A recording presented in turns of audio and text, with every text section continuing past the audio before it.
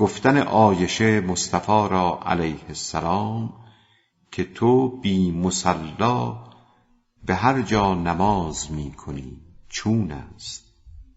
عایشه روزی به پیغمبر بگفت یا رسول الله، تو پیدا و نهفت هر کجا یابی نمازی می کنی، می دود در خانه ناپاک و دنی، مستحاضه و طفل و آلوده پلید، کرده مستعمل به هر جا که رسید.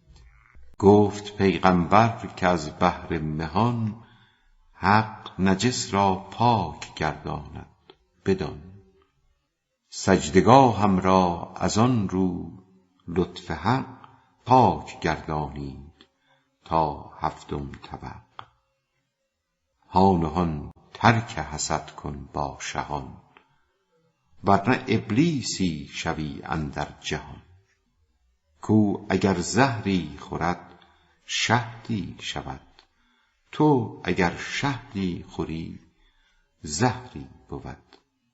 کو بدل گشت و بدل شد کار او، لطف گشت و نور شد هر نار او.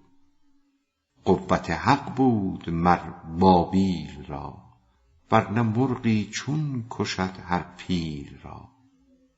لشکری را مرغکی چندی شکست، تا بدانی کان صلابت از حق است.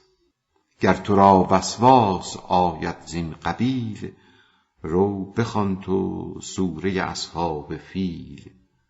ور کنی با او مری و همسری، کافرم دان گر تو زیشان سر بری.